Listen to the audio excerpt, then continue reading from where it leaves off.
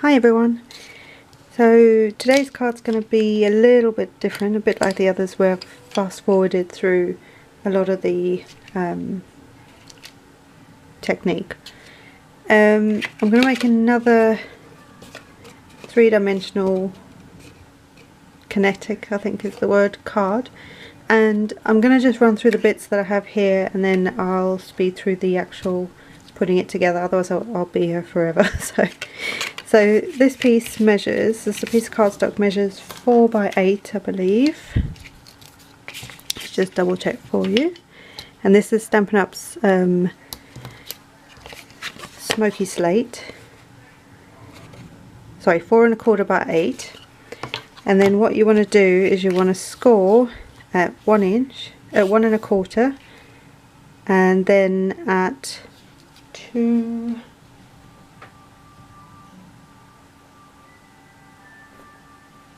at 2 1/2, and then just flip your card around and do the same again. So 1 1/4, 2 1/2, and then what will happen is you'll fold the first score line, you'll fold in, and then the second one you'll fold back on itself, and then you'll do the same on both sides. So you'll end up with this sort of gatefold sort of thing going on. So the next thing I decided to do was, I've got a piece of acrylic paper here. This is just from W.H. Smith, and I'm going to create a background, which I'll do in the actual video, and that measures for just slightly shorter than 4 1/4, so that it fits nicely on there, by 2 7/8 across, so that it fits within the score lines, because I didn't want to have to try and fold it and then have to squash it because the score lines are folding over it, if that makes sense. So I'll create that while we're in the video. I decided to do a bit like in one of my other, I think it's one of the previous Halloween ones, can't remember if it's the one before this, but where I made a shadow box, and I've just decided that this would be a really good time to make some more shadow box elements. It was a good way to add it in. The original card that I saw online, and I'll try and remember to link her channel below, she didn't do this in the background. Her background was, not to say simple, but it was sort of flat, and then the 3D bit came in across the front for her card, whereas this has got a bit more. We'll see if it works out. In theory it should. And then the main bit that's going on the front, which will create, I'll leave this here so you can see it a bit better, is these two are out of the Stampin' Up's seasonal catalogue, which is coming out 1st of September 2017, and it's detail gates, thinlits, and the graveyard gate stamps. And I'm going to use some of the elements from here, and I'm going to use the framelits from this set. And where have I put it? Oh yeah.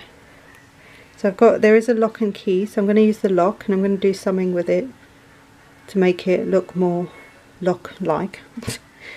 And the little elements are all these, I've just hand cut these, there isn't a coordinating die, but these are just some of the gravestones that I've stamped a couple times, and then the pillars for each side. And then, best bit, I think, is this. This is the gate that cuts out. Isn't that amazing? So detailed.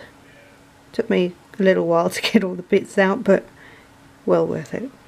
So the idea is that when it's closed, it will fold flat, right? But when it's open, it will sit like so. Obviously that'll stay in, and you'll have this little, almost like the entrance to a graveyard. That's obviously the point of the stamp set and the die set, but to make it slightly wider, because this, when this is flat, it will measure 5 1/2, I believe. Yeah, 5 1/2 wide. So I had to extend the gate a little bit, so I just cut some pieces and carefully attach them at the back. You're not going to see them because of what I'm going to put on the front, but that's the idea, and that will stand better. But like I say, when you then want to post it, it just falls flat. Neat, huh? And I'm going to do some inking. So I've got this Tim Holtz, what's this thing called? Stencil. I think it's just called Bricks. I could be wrong on that. It's got a bit of glitter on it. I was playing around with it yesterday. So I'm going to use that in the background, and I was going to do it across the whole background, but I'm actually going to change my mind when I decided to do this. So that back panel is not going to have it, but I'm going to layer it on here just with some ink onto these end panels, and that way it just gives it another extra element. So I'm going to show you that, and I will do that in Smoky Slate. So I've got Smoky Slate card here, and I've got Smoky Slate ink that I'm going to use, so tone on tone. I've used a Fired Brick Distress ink on Smoky Slate cardstock for that, for the stamp that I've already done and cut out. And again, I use Smoky Slate on Smoky Slate to give that, I don't know if you can see it, it looks like there's a bit of texture, but that's because it just happened that way. So what else do I need? I will add in a couple more stamps from the same stamp set. So probably the lantern and maybe the bat and the crow, being a graveyard and all. So it'll all come, all of these things are going to come out of here, and you know, stencils and stuff like that. So I think, I feel like I'm losing bits here. I probably am. So those are some elements, and I'm probably going to ink the edge of everything, because I think the more grungy and the more dirty, for want of a better word, and messed up your Halloween cards can look, if you're going for that look, of course, then the more, I don't know, the more creepy they look.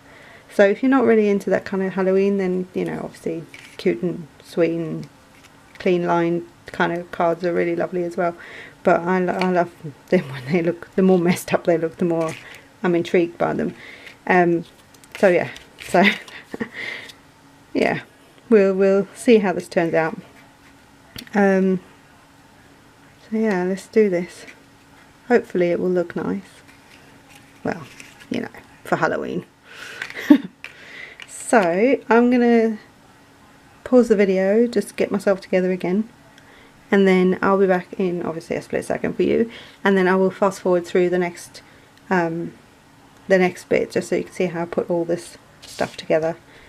Oh, and just so you know, sorry, these, to get this edge, you could freehand this. You don't have to, I don't know if you can see the stitching on there, you don't have to use a die for this. You can actually just draw a curved edge and then do a curved edge going in the opposite direction to get your two hills.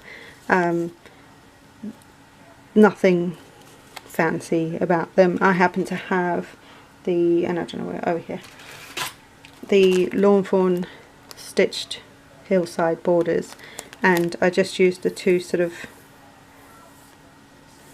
natural curves as opposed to the sort of really wiggly ones, and I just used them on literally two pieces of scrap card that I realised would fit past these two score lines in the middle, and therefore I could measure the gap I'd need and just score them on either side. So you can see this score line, this piece, this tab here is bigger than that one, but it doesn't matter, you're not going to see any of that. So, but you could easily do this by hand. You don't need it to, I mean, you can get them if you want, because I think they're amazing, but you don't have to. If you don't have that, you can still do this card. Obviously what goes on the front will depend what you have in your stash, but you could, you know, again, you could create something on your own. So just think about it from a concept point of view, as same with the shadow box, as opposed to having every bit that someone else has got so that you can recreate that with things that you already own, and just try and go from there. So I'll see you in a minute.